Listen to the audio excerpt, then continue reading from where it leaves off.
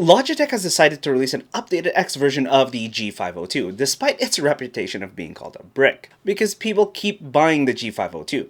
But why? Simply because it's one of the best mice for both productivity and gaming, holding its own in FPS gaming while being able to speed up tasks like editing or technical support. But does making the G502 lighter turn it into less of a brick?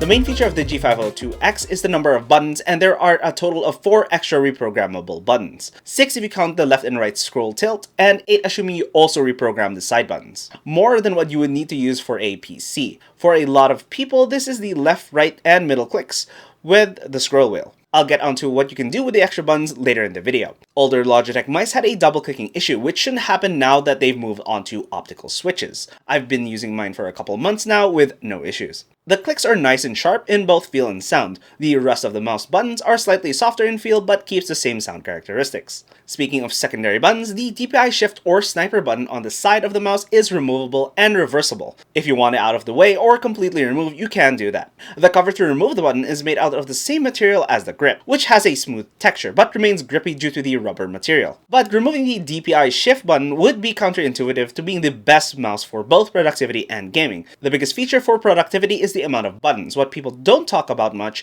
is the ability of Logitech mice to have a per application mouse profile, allowing you to create a different set of shortcuts for each application that you use. When working in tech support, I use the DPI shift button to show the entire desktop to easily search for the window I needed. The 2 buttons on the side of the left mouse click I use to swap between desktops, allowing me to keep multiple desktop configurations without disturbing the layout, with the extra mouse button on top of the mouse to easily create a snip, on top of creating shortcuts for each of the applications used for the job. And with the infinite scroll mode, going through long documents is easy. Same can be said when editing and scrolling through a long timeline. In editing, I've changed the DPI shift into B for the blade tool for quick access. The side buttons are now a macro for trimming footage in Resolve, which is Ctrl-Shift bracket, eliminating the need to leave the mouse, search for the keys, and then make a ninja sign to activate it. I also have the 2 buttons on the side of the primary click as playback buttons J and L for the same reason. For most people, going into the Logitech software and creating a shortcut for each application could be too much of a task. So you can forgo creating shortcuts for each application and just use the extra buttons as media controls. But I did say the G502X was one of the best mice for both productivity and gaming, so how about for gamers? What can the extra mouse buttons do? In competitive games like Counter-Strike, the DPI shift button is rendered useless since you can just adjust the hipfire and ADS separately in game. What you can do with each of the extra mouse buttons is to set them to a specific utility item, allowing you to keep moving in any direction while switching utility,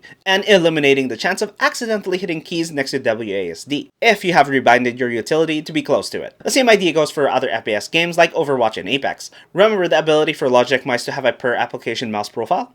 You can create different keybinds for each game. In Apex, I use the extra buttons for keys like H to help with legends with extra abilities, or M for map, both relatively hard to reach in the WASD position, and arguably, given the extra buttons, play MOBAs with just the mouse.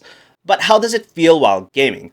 The shape of the G502X is great for palm or claw users, while fingertip users will have to reach for some of the extra buttons. In palm, the back right-hand side has a hump to create a rest for the pinky, while the wing helps keep the thumb off the table for reduced friction with the inclusion of PTFE feet underneath. For the enthusiasts that have been going through multiple mice frequently, the PTFE feet themselves are a great improvement coming from the older stock feet of the original G502. Unlike most mice, because the PTFE feet are sitting on top of a thin layer of foam, you don't get a lot of feedback when moving the mouse. I personally like it, but for some, they would like to feel where the mouse is actually going. The G502X also feels noticeably more responsive than some of the lighter weight mice that I've used, like the Model O and the Pulsar X-Lite V2 Mini, even the older version of the G502. But this is only when compared side by side. The only other mouse I've tried that matches the responsiveness is the Razer Basilisk V3 Pro. This is, however, all through feel, and is consistent going back and forth between mice. If you're used to lighter mice, the G502X is a great upgrade for productivity. The 100-gram weight, while noticeable, becomes normal quickly, and for gaming, the G502X feels like a side grade compared to lighter mice like the X-Lite V2 Mini, which feels much more effortless to play with, making longer practice sessions much more tolerable and consistent. But if you're looking for an ambidextrous version of the G502X, check out this video,